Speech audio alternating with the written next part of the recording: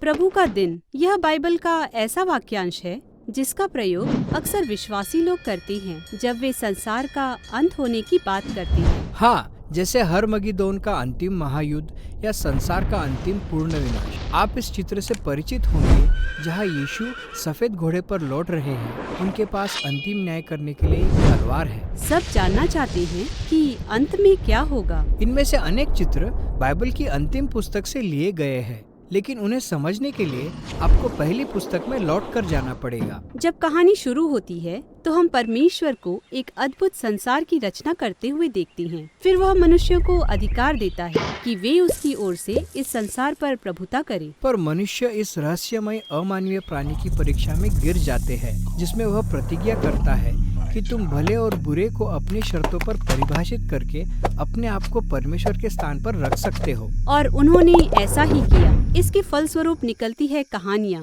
टूटे हुए रिश्तों और हिंसा की। हाँ, इस प्रतिज्ञा ने बहुत बड़ी समस्याओं को पैदा किया। सबको अपनी रक्षा स्वयं करनी है और जीवित रहने के लिए संघर्ष भी करना है। ये सब मृत्यु को सत्ता प्राप्त करने का हथियार बनाता है। और यह हमें बेबीलोन नगर के निर्माण की कहानी तक ले जाता है। या इब्रानी भाषा में बाबेल तक। सब एकजुट हो जाते हैं ताकि अपने को परमेश्वर की बराबरी के स्थान तक ऊंचा उठा सकें। परमेश्वर जानते हैं कि यह कितना विनाशकारी हो सकता है। एक पूरी संस्कृति भले और बुरे को फिर से ऐसी परिभाषित करेगी मानो वे ही परमेश्वर हों। तो परमेश्वर उनकी भाषा में गड़बड़ी डालकर उन्हें तितर बितर कर देते हैं। अब से बाइबल की कहानी में बेबीलोन एक प्रतीक जैसा बन जाता है। वह ऐसा चित्र है जो परमेश्वर के विरुद्ध मानव जाति के सामूहिक विद्रोह का प्रतिनिधित्व करता है। अगली बार इसे हम प्राचीन मिस्र की कहानी में देखते हैं। हाँ, मिस्र का राजा फिरौन अप्रवासी इजरायलियों से खतरा महसूस कर रहा था। वह सभी नवजात बालकों की हत्या करने लगता है और शेष लोगों को दास बना लेता है। यह तो बड़ी दुष्टता है। हाँ, मिस्र भी बेबीलोन के समान है, बल्कि उससे ज्यादा बड़ा और बुरा। वे भले और बुरे को फिर से परिभाषित करके केवल अपने लाभ का ध्यान रखते हैं, चाहे इसमें दूसरों की हानि ही क्यों न हो। तो परमेश्वर फिरौन की बुराई को उसी पर लौटा देते हैं।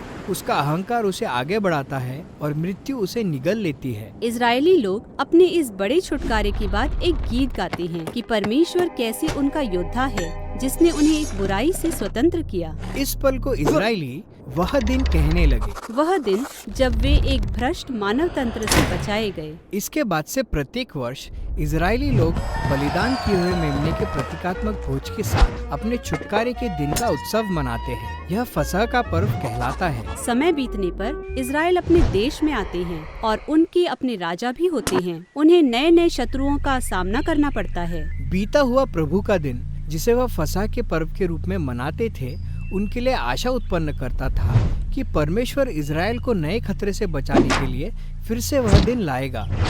बाहर पहाड़ियों पर आमोस नाम का भेड़ों का एक चरवाहा था। उसे परमेश्वर ने भविष्यवक्ता नियुक्त किया ताकि वह इजराइल को एक चौंका देने वाली खबर सुना सके कि परमेश्वर अपने शत्रुओं के विरुद्ध एक और प्रभु का दिन लाने वाला है। इस बार निशाने पर इजराइल है। क्या दुर्भाग्यवश इजराइल के अगुओं ने भी अपने लिए भले और बुरे को फिर से परिभाषित कर लिया था, जिसका परिणाम था भ्रष्टाचार और हिंसा। परमेश्वर के लोग बेबीलोन के समान हो गए थे। जो उत्पीड़ित थे अब उत्पीड़क बन गए थे। बेबीलोन एक ऐसे जाल की तरह था जिससे कोई बच नहीं सकता था। तो अब प्रभु का दिन इजराइल पर आ पहुंचा।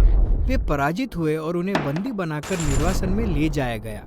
इसके बाद से इजराइल ने निरंतर उत्पीड़ित करने वाले साम्राज्यों के शासन में दुख उठाया। यह वह कहानी है जिसकी पृष्ठभूमि में यीशु का जन्म हुआ। हाँ, उसके समय में इजराइल पर उत्पीड़न करने वाला साम्राज्य रोम का था। तो क्या यीशु रोमी साम्राज्य का मुकाबला करके उसे हटाएंगे? बिल्कुल नहीं।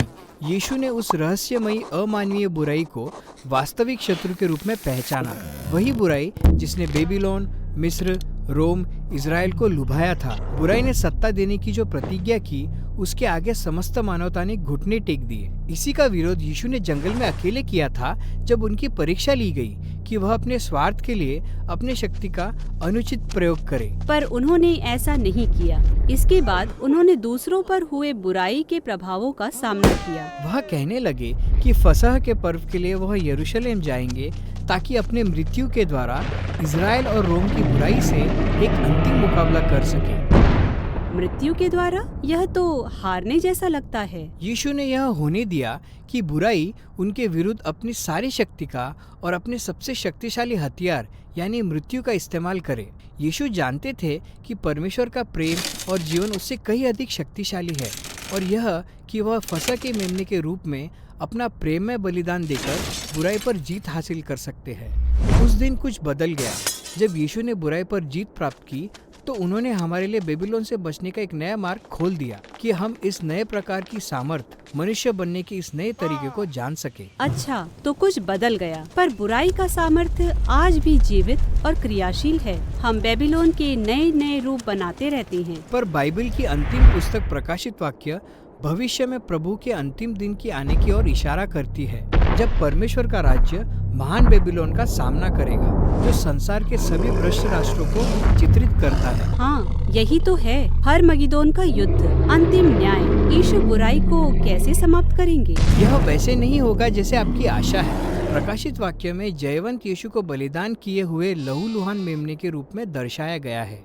अंत में जब यीशु श्वेत घोड़े पर सवार होकर बुराई से मुकाबला करने आते हैं तो युद्ध के शुरू होने से पहले ही वह लहूलुहान है। पहले से लहूलुहान? यह तो विचित्र छवि है। हाँ, क्योंकि यीशु हमारा लहू बहाने नहीं आ रहे हैं, बल्कि उन्होंने अपने लहू द्वारा उस समय जय प्राप्त की जब उन्होंने अपने शत्रुओं के लिए मौत सही।